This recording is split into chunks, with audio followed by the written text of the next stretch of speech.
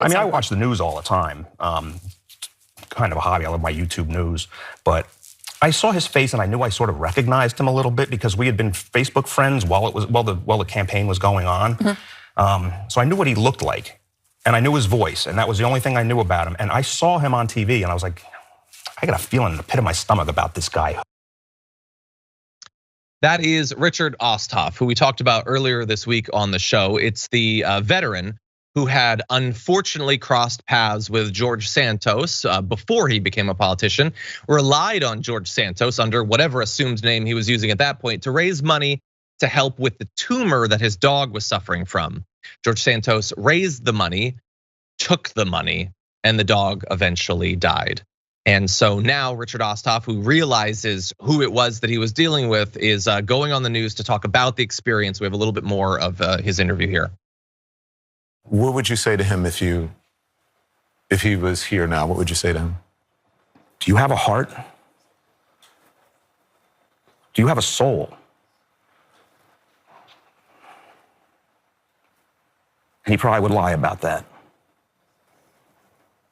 I mean, I don't want you to ever hurt anybody like you hurt me again, George. And nobody else should ever have to go through that. I almost killed myself when that dog died.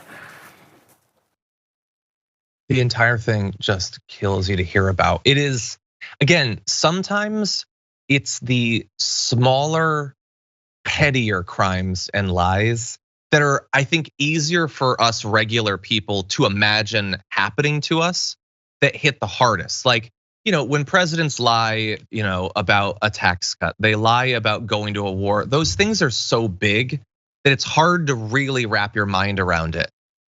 But like approaching a vet whose dog is going to die and then lying about how you're gonna raise money for it and then pocketing the money and running, that could happen to me, it could happen to you. Stuff like that might have happened to you.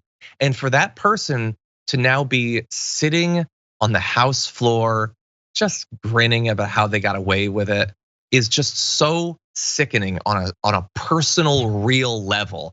And so you feel the pain of Richard Osthoff in that interview. And so I'm so glad that his story is getting coverage. There are more allegations of criminality coming out. You didn't think it was possible. We're weeks and weeks into this, more stuff is still being uncovered.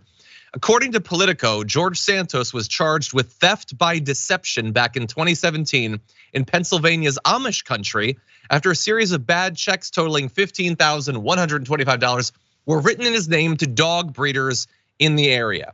So someone was ripping off possibly Amish dog breeders to get free dogs. We don't know that they were definitely Amish. It was Amish country, which is not the same thing, but someone was doing it. Now, who is it? So we get some details from this Politico account. Attorney Tiffany Bogosian, who was a middle school classmate of Santos and reconnected with him in 2020, told Politico that the then future congressman told her the checkbook had gone missing in 2017 and blamed someone he knew for its disappearance. And she believed him, like defended him. He said that he had canceled the checkbook with TD Bank as soon as he had noticed it was gone. And Tiffany Bogosian said that he was clearly a victim of fraud. She was his friend a long time ago, defender. However, she told Politico she now doesn't believe her former classmate's claim after he tried to get one of her personal injury clients to invest with a Florida firm that the Securities and Exchange Commission later said was a Ponzi scheme. So she even had his back after the Amish dog fraud. But now she's like, wait, he totally tried to con one of my people. What is with this guy? And by the way, it is entirely possible that someone stole the checkbook and that he didn't actually do it. But wasn't it check fraud that he did down in Brazil? And it has to do with dogs. His whole charity is all about dogs. Like there are too many signs pointing to he tried to rip off the Amish for puppies. What do you think, Brett? Believe George. I'm tired of this guy getting a raw deal.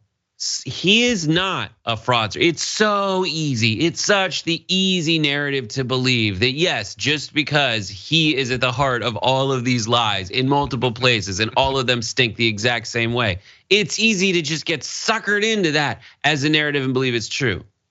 But what if he's just that unlucky? What if he's always just been in the wrong place at the wrong time. This is America. He should be allowed to defend himself in a court of law, hooked up to a lie detector test. I need to see it. I need it streamed live on Twitch. We'll provide the show. George Santos, come on down. You're the next contestant on DYT wants to hook you up to a lie detector. Because this guy start a show where probably pass it. No politician would go on a show where they were hooked up to a lie detector, but that would be pretty exciting. We should set that up.